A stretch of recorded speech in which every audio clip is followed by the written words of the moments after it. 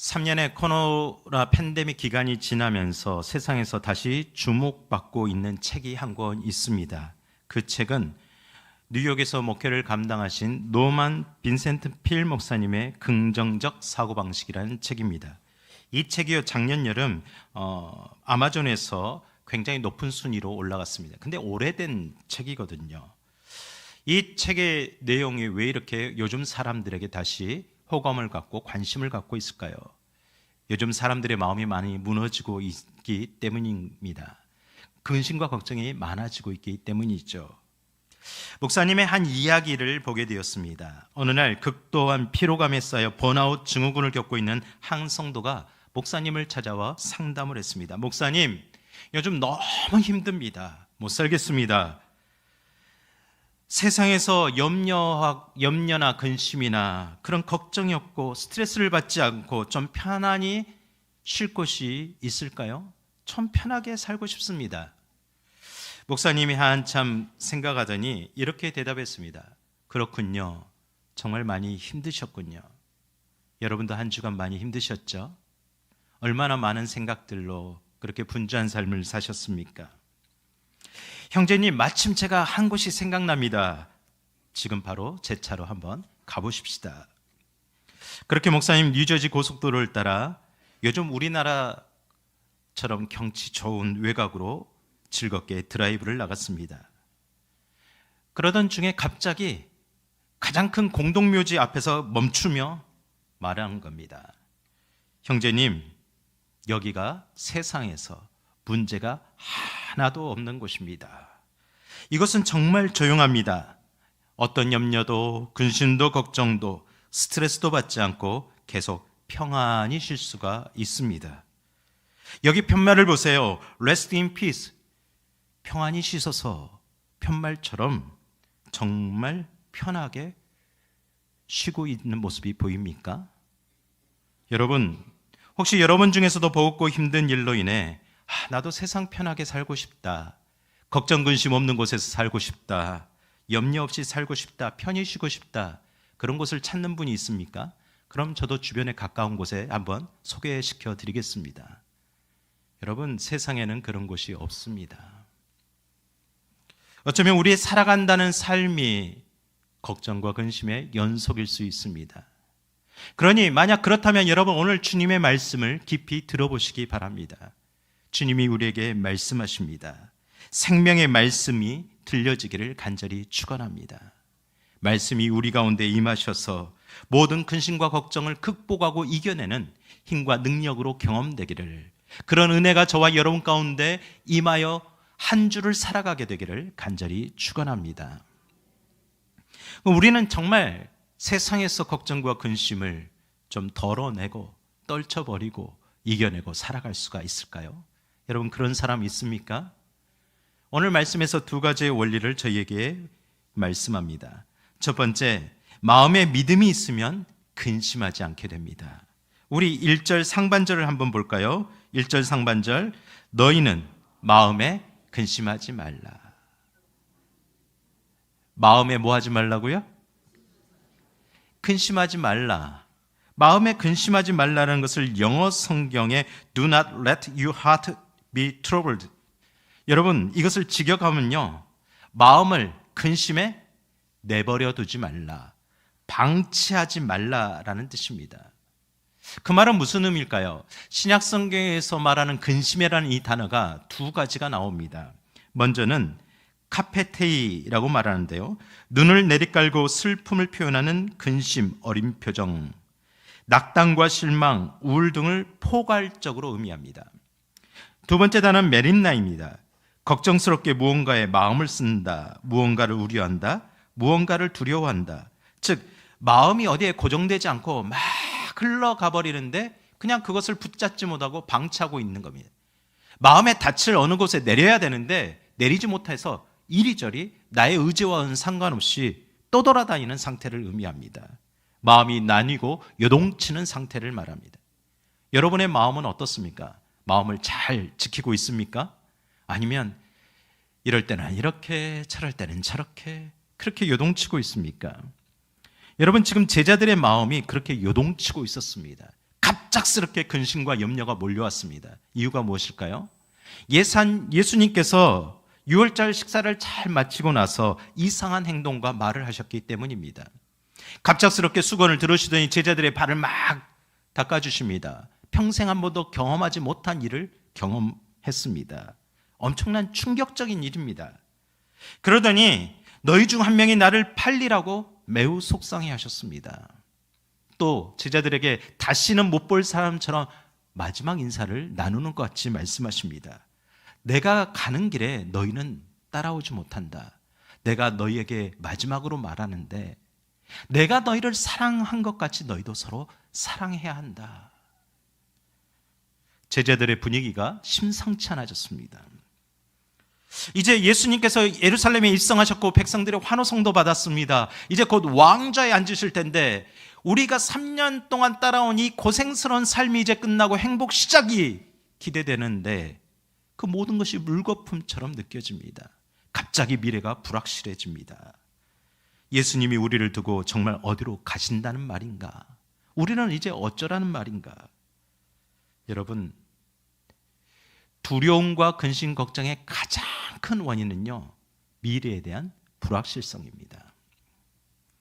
사람들은 늘 어디엔가 마음을 그렇게 두려고 하는데 여러분도 어떤 일에 몰두할 때 그것에 성취감을 느끼지 않습니까? 어떤 사람에게 마음을 두고 사랑할 때 굉장히 행복해집니다. 그런데 갑자기 그 마음이 흔들리고 요동칩니다. 어디에 두어야 될지 모릅니다. 사랑을 잃어버립니다.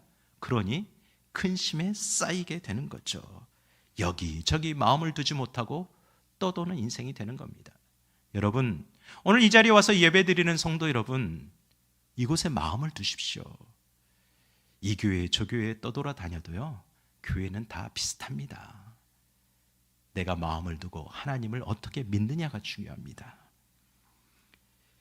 철학자 하이데거는 인간을 근심하고 걱정하는 존재로 정의했습니다. 세상에 태어나 존재하는 이상 그 걱정과 근심 때문에 편안할 날이 없고 그 걱정과 근심을 피할 수 없기 때문입니다. 우리가 원하든 원하지 않든 근심과 걱정을 달고 살아갑니다. 불확실성이 커질수록, 미래에 대한 두려움이 커질수록 근심은 더욱더 커져만 갑니다. 요즘 시대가 그렇습니다. 여러분, 세대들마다 보세요. 20, 30대들 얼마나 걱정이 많습니까? 먹고 사는 것에 더 많이 걱정합니다. 벌써 노후를 걱정합니다. 신혼부부들은 우리가 이 관계 속에서 행복하게 끝까지 잘 살아낼 수 있을까? 결혼하자마자 걱정합니다. 자녀를 계획할 때는 세상에 이렇게 많은 사건과 사고들이 있는데 안전하지 않는 이 세상에서 우리 자녀를 나 키워도 될까 불안해합니다. 또 자녀 교육은 어떻습니까? 대학 보낼 때까지 수억이 든다고 합니다. 성공시켜야 되는데 어떻게 해야 될까 전전긍긍합니다. 경쟁사회에서 뒤처질까 봐 두렵습니다. 또 중년 이후부터는 질병에 대한 걱정도 많아집니다. 아무리 100세 시대라고 말하지만 요즘은 무병장수 시대가 아니라 유병장수 시대라고 말합니다. 그만큼 건강을 스스로 통제할 수 없습니다. 수명을 보장받지도 못합니다. 우리는 정말 있으면 있는 대로 걱정하고 없으면 없는 대로 걱정하고 잘 되면 잘 되는 대로 걱정하고 안 되면 안 되는 대로 걱정하고 건강하면 건강한 대로 걱정하고 아프면 더 걱정하고 그렇게 살아갑니다. 정말 여러분은 어떻게 살아가고 있습니까? 그렇게 살아가는 사람은 성경에서 이렇게 말합니다. 잠언 12장 25절에 이렇게 말씀합니다. 함께 읽어보겠습니다. 근심이 사람의 마음에 있으면 그것으로 번뇌하게 되나. 근심하는 마음은요, 우리에게 기쁨과 행복을 절대 주지 못합니다. 번뇌와 괴로움뿐입니다. 잠언 15장 13절에 말씀합니다. 함께 읽습니다. 마음의 즐거움은 얼굴을 빛나게 하여도 마음의 근심은 심령을 상하게 하느니라. 근심하는 마음은 얼굴빛을 상하게 합니다. 아니, 몸과 마음을 다 상하게 하죠. 근심은 좋은 것들보다 부정적이고 절망적이고 파괴적인 생각에 몰입하게 만들기 때문입니다. 그래서 근심은요, 미래의 문을 우리 스스로 닫아버리게 만듭니다. 가장 최악의 경우를 생각하게 되는 거죠. 희망을 발견할 수 없게 만듭니다. 모든 것을 포기하게 만듭니다. 내가 뭐가 되겠어? 나는 그런 팔자지 뭐. 여러분, 하나님의 약속하신 복된 삶을 누리지 못하게 하는 것이 근심하는 마음입니다. 잘 생각해 보십시다.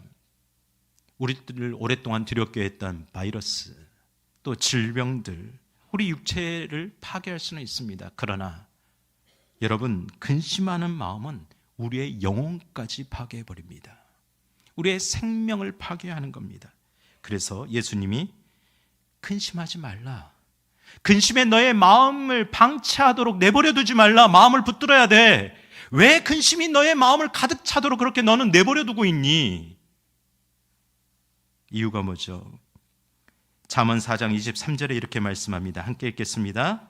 모든 지킬 만한 것 중에 더욱 내 마음을 지키라. 생명의 근원이 이에서 남이니라.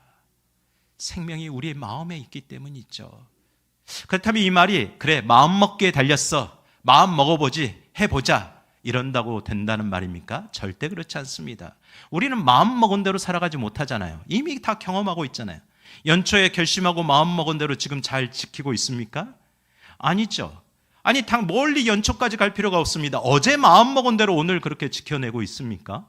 우리는 그렇지 못합니다. 그렇다면 우리는 이 마음을 근심하지 않도록 어떻게 지켜낼 수 있을까요? 근심이 우리의 마음을 지배하지 않도록 우리는 어떻게 지켜낼 수 있을까요? 그거에 대한 중요한 말씀을 우리에게 말씀하십니다. 1절 하반절을 다시 한번 보겠습니다. 1절 하반절 함께 읽습니다. 하나님을 믿으니 또 나를 믿으라. 누구를 믿으라고요? 하나님을 믿으시죠? 하나님을 잘 믿으시기 바랍니다. 하나님을 굳건히 믿으시기 바랍니다.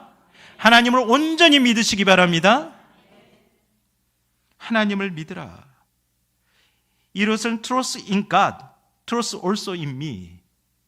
그냥 믿으라는 것이 아닙니다. 하나님을 전폭적으로 신뢰하며 믿으라는 뜻입니다. 하나님께 오직 너의 마음을 두고 믿으라는 겁니다. 세상에 이것저것 막 나의 마음을 뒤흔들려고 할 때 그것에 빼앗기지 말고 하나님을 믿으라고 말씀합니다. 그 이유는요, 믿음이 근심과 평안을 가르는 분수령이 되기 때문입니다. 믿음이 두려움과 담대하는 출발점이 됩니다. 믿음은 모든 근심을 넘어서 하나님을 보게 만듭니다. 우리에게 하나님이 존재하지 않는 것처럼 보이지 않는 것이 아닙니다. 그럼 하나님을 볼 수 있습니까? 믿음이 보게 하죠. 여러분, 사람이 깊숙한 어둠 속에 갇혀 있을 때, 지하실에 있을 때 태양이 떠오르지만 보지 못합니다. 어둠 속에 있습니다. 그것과 같은 원리입니다.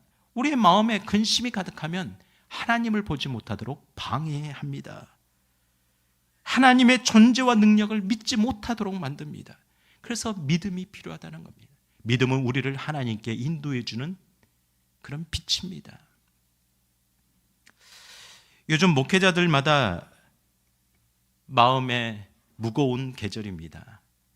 다시 말하면 근심과 걱정이 있는 계절이죠. 왜 그럴까요? 세상 사람들은 단풍 구경하고 아름다운 세상을 즐기고 있는데요.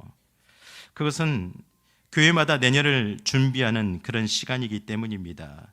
목회자들이 내년을 어떻게 해야 될지 그렇게 고민하는 시간이죠. 이쯤 되면 어떤 분들이 찾아옵니다. 직분자들이 찾아옵니다. 목사님, 저 내년에는 못하겠어요. 구역장도 못해, 교사도 못해, 이것도 못해, 저것도 못한다고 말하기 시작하는 계절이기 때문입니다. 저도 요즘 새벽마다 무거운 마음으로 기도할 때가 많았습니다. 하나님, 올해를 인도해 주신 건 정말 감사한데요. 내년은 또 어떻게 해야 될까요? 하나님, 이렇게 할까요? 저렇게 할까요? 정말 제가 할 수 있을까요? 걱정과 근심이 제 마음을 무겁게 채울 때가 참 많이 있습니다. 늘 반복됩니다. 그때 갑자기 주님의 말씀이 저의 마음을 다시 채웠습니다. 여러분, 그 말씀은 마태복음 6장 25절에서 27절 함께 읽어보겠습니다. 그러므로 내가 너희에게 이르노니 목숨을 위하여 무엇을 먹을까 무엇을 마실까 몸을 위하여 무엇을 입을까 염려하지 말라.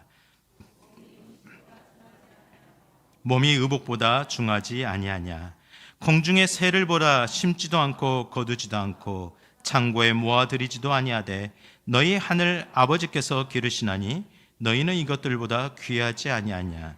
너희 중에 누가 염려함으로 그 키를 한 자나 더할 수 있겠느냐. 아멘. 여기서 반복되는 염려라는 단어가 메림나입니다. 제자들이 근심했다는 단어와 똑같은 단어입니다. 마음을 두지 못하고 방황하게 만듭니다. 마음을 고정시키지 못하고 여기저기 나누게 만듭니다. 모든 염려와 근심은 생각해보면 아직 일어나지 않는 일이 99.9%라고 합니다. 그래서 그 일을 우리는 염려합니다. 그래서 이렇게 또 생각하고 기도했습니다. 하나님, 제가 지금 염려한들 뭘 할 수 있겠습니까? 하나님, 이 한성교회가 제 것입니까? 제 교회입니까? 아닙니다. 하나님의 교회입니다. 하나님, 제가 할 일이 제 일입니까? 아니죠. 하나님의 일 아닙니까?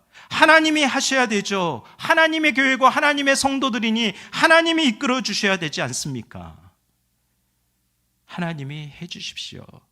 그리고 새벽기도 기도하다가 벌떡 일어나서 뚜벅뚜벅 걸어 나갔습니다. 그리고 하루의 염려를 또 이겨내고 살았습니다.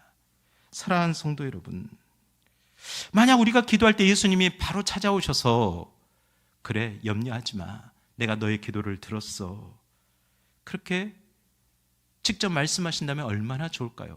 염려하지 않을 것 같습니다. 그런데 우리는 예수님의 음성을 그렇게 직접 들을 수가 없습니다. 그럼 우리는 어디서 들을 수 있을까요? 말씀에서 들어야죠. 말씀을 보면 예수님의 음성이 우리의 상황에 맞춰서 들리게 됩니다.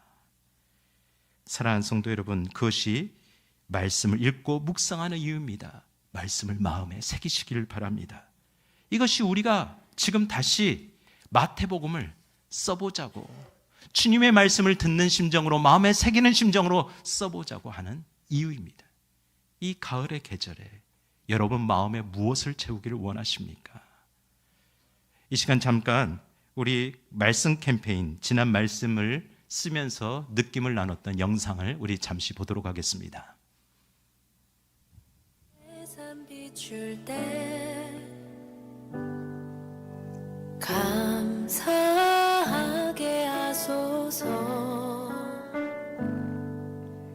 내게 주신 말씀, 그 말씀을 따라 살아가게 하소서.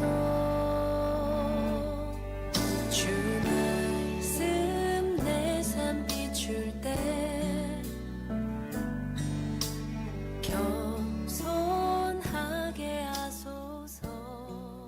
노트를 작성하며 일상생활에서 겪었던 어려움을 지혜롭게 헤쳐나갈 수 있는 원동력이 되었고, 그 어떤 때보다 은혜가 충만해짐을 느끼게 되는 기간이었던 것 같습니다.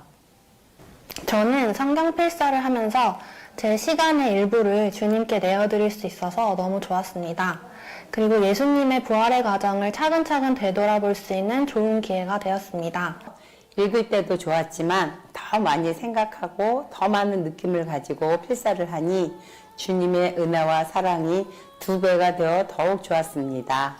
필사 시작하면서 설교 시간에 목사님 말씀하셨던 부분도 생각이 나고, 오직 예수님이 하실 수 있는 무리들에게 향하신 축복이었습니다. 이게 이번 필사로 받은 은혜였습니다. 감사합니다.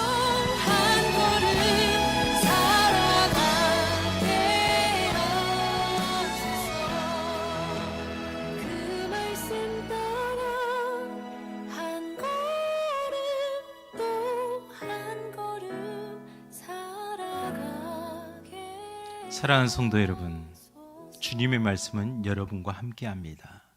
주님의 말씀은 여러분 가까이 있습니다. 우리 시편 1편 2편 2절과 3절 말씀 함께 읽겠습니다. 시작. 오직 여호와의 율법을 즐거워하며 그의 율법을 주야로 묵상하는도다.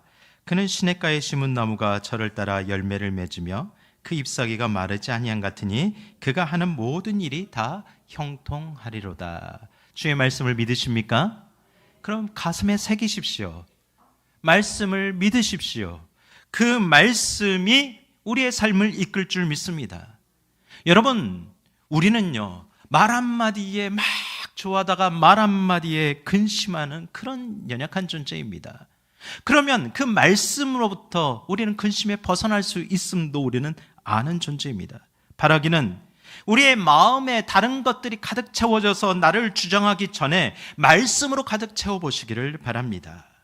우리에게 주신 말씀을 붙들고 집중해서 살다 보면 그 말씀이 나를 더 많이 주장하는구나 라는 것을 경험하게 될 줄 믿습니다. 주변의 근심과 염려들이 그렇게 강한 압력으로 영향력을 미칠 때 그것이 점점 작아지게 되는 것을 경험하게 될 줄 믿습니다.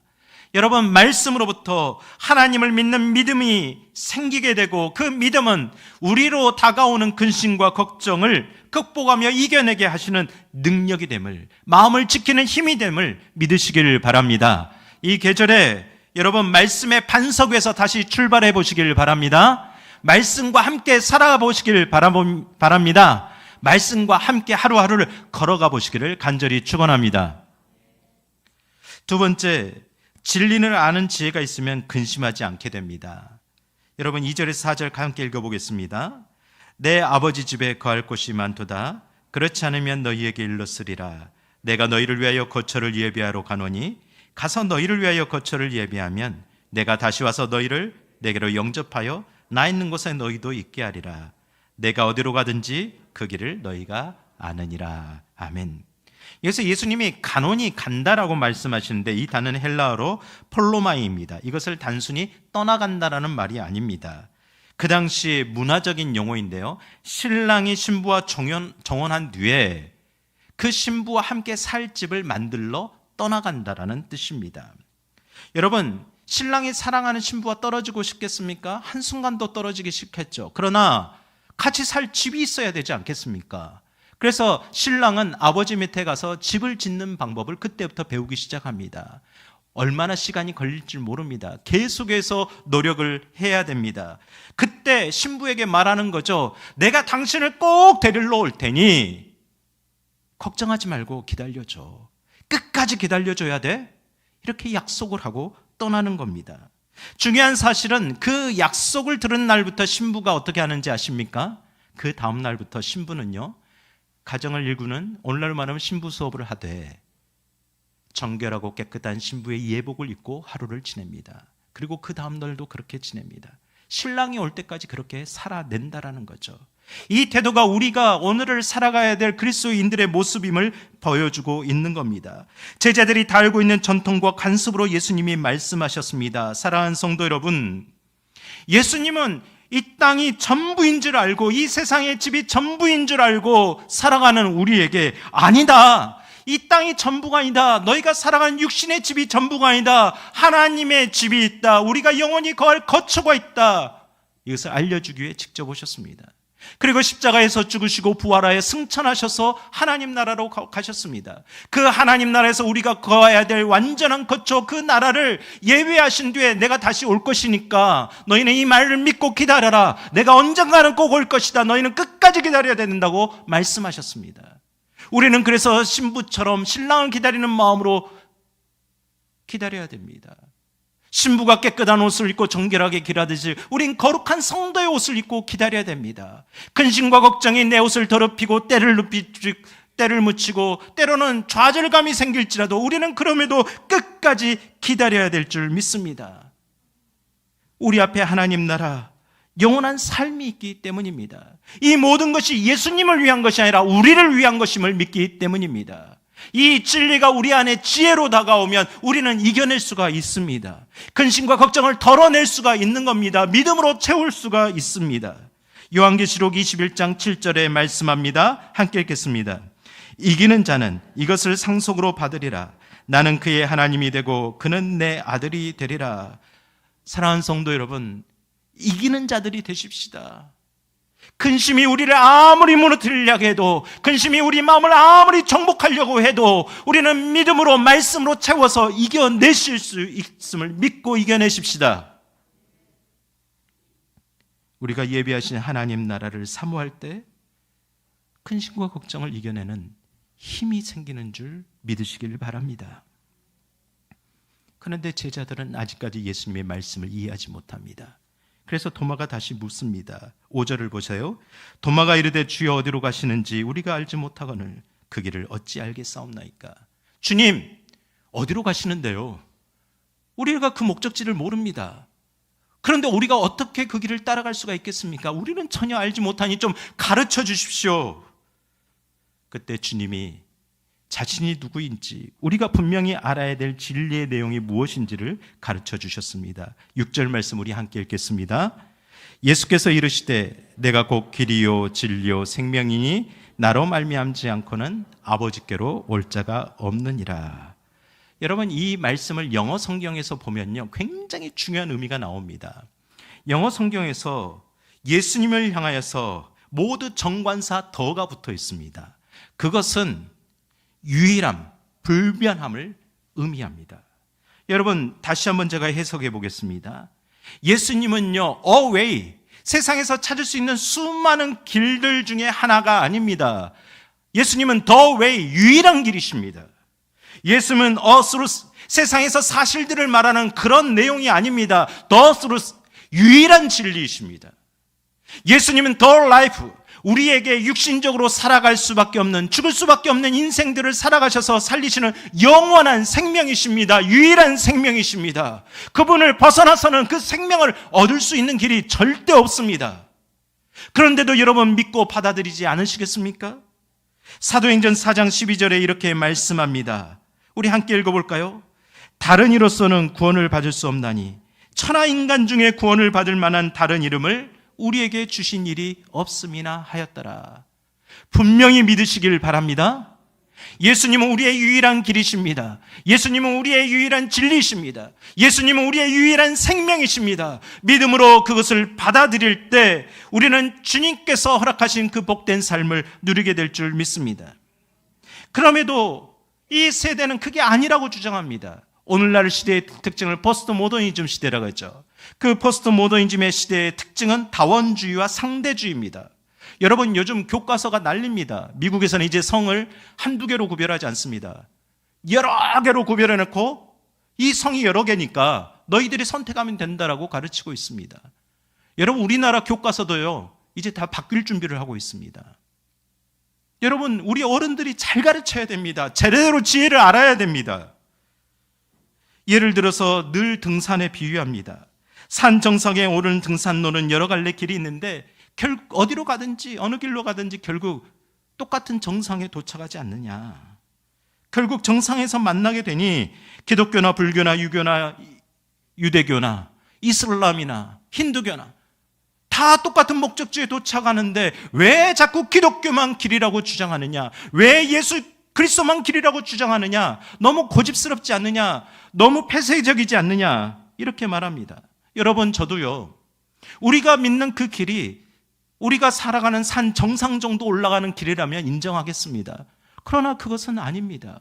생명을 얻는 길인데요. 하나님이 계시는 그 나라에 가는 길인데요. 어찌 그것을 다른 길에서 찾으려고 합니까? 아무리 고등 종교가 도덕과 윤리적인 가르침으로 진리로 가는 길이다, 이것이 맞다라고 제시할지라도 그것은 아닙니다. 길을 잃어버리고 방황하게 만듭니다.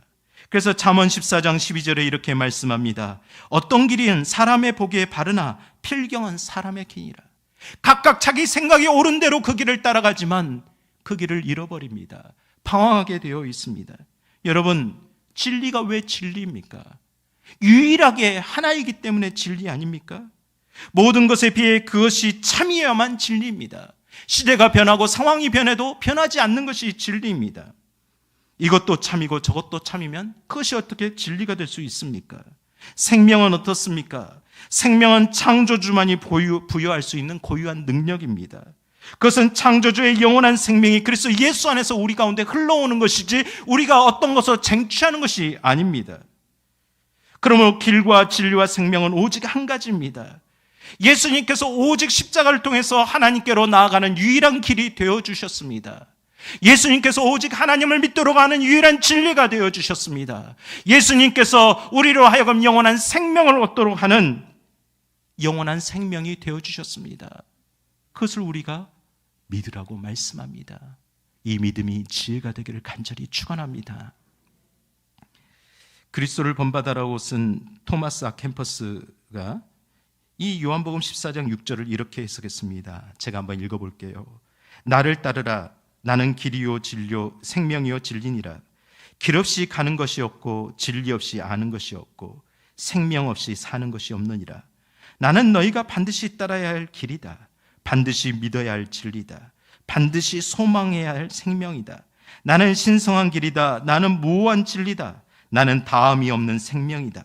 나는 가장 빠른 길이요 주권적 진리요 참 생명 복된 생명 창조되지 아니한 생명이니라. 이 캠퍼스의 이 지혜가 우리에게도 지혜되길 원합니다. 여러분, 예수님은 생명의 떡입니다. 예수님은 세상의 빛이십니다.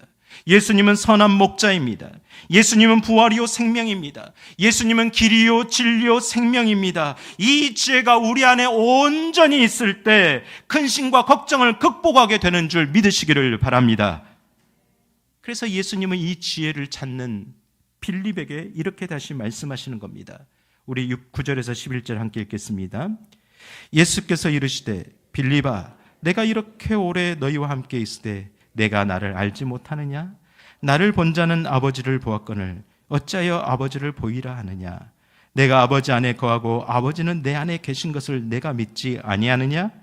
내가 너희에게 이르는 말은 스스로 하는 것이 아니라 아버지께서 내 안에 계셔서 그의 일을 하시는 것이라. 내가 아버지 안에 거하고 아버지께서 내 안에 계심을 믿으라. 그렇지 못하겠거든 행하는 그 일로 말미암아 나를 믿으라. 아멘. 이 말씀을 한 줄로 요약하면 하나님과 예수님은 하나이다. 하나님이 예수님이 말씀하신 것 스스로 말씀하신 것이 아닙니다. 하나님의 말씀으로 말씀하시는 겁니다. 예수님이 행하셨던 모든 일은 스스로 행한 것이 아닙니다. 하나님과 함께 행하시는 겁니다. 그만큼 우리에게 보여주시고 알려주시고 계시는데 아직도 우리는 빌립처럼 도마처럼 하나님을 좀 보여주십시오. 그럼 제가 좀 믿겠습니다. 직접 음성을 좀 들려주십시오. 그러면 제가 근심하지 않겠습니다라고 구하고 있지는 않습니까? 사랑하는 성도 여러분, 여기서 제자들이 왜 그렇게 근심과 걱정에서 마음을 빼앗기고 헤어나오지 못했는지를 우리는 알 수 있는 겁니다. 하나님에 대한 그 지혜가 없는데 어떻게 하나님을 온전히 믿을 수 있겠습니까? 하나님을 전폭적으로 신뢰하지 않는데 어떻게 믿음을 가질 수 있겠습니까? 사랑하는 성도 여러분, 하나님을 아는 지혜가 없으면 온전한 믿음을 얻지 못합니다.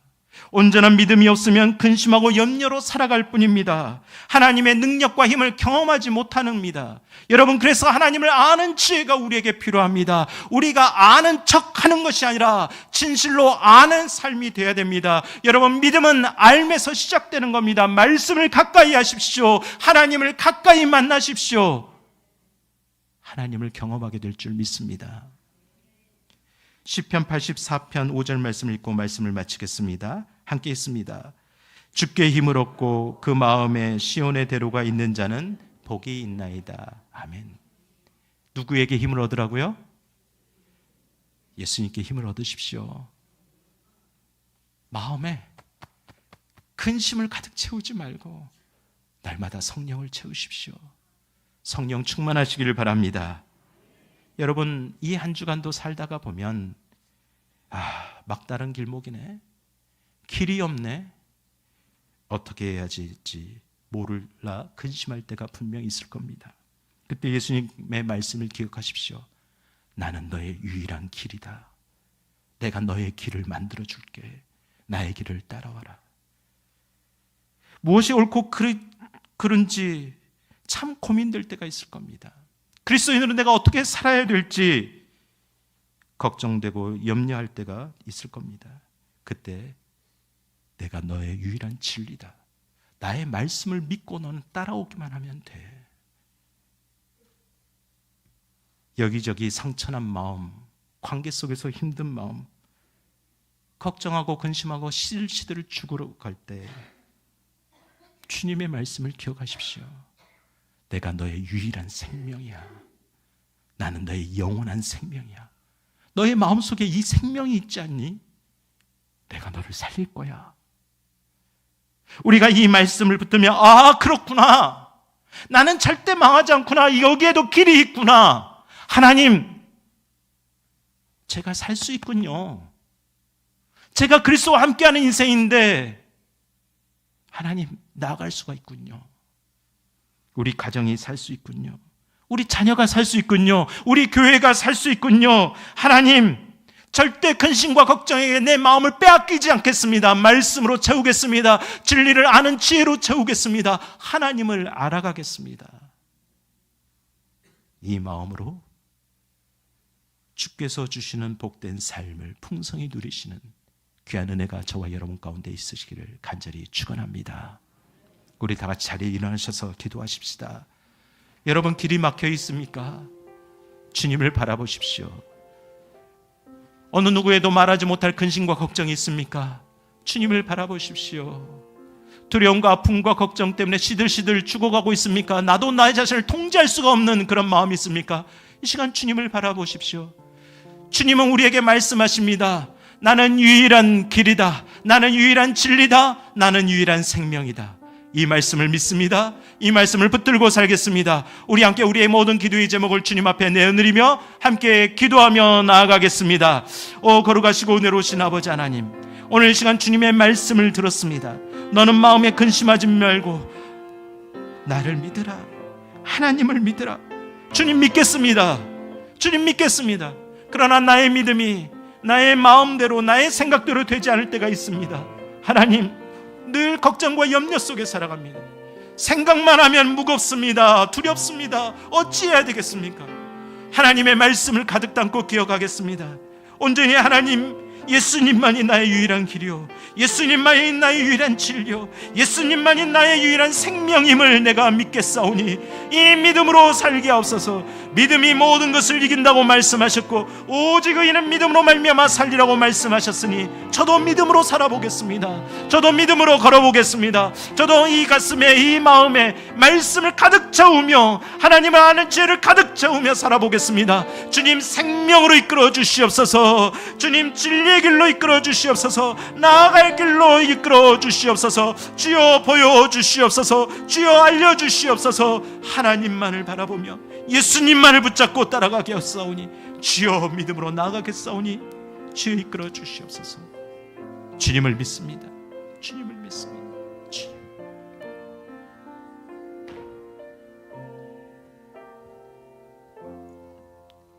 우리에게 유일한 길이요, 유일한 진리요, 유일한 생명 되신 예수 그리스도로 간절히 기도드립니다. 아멘.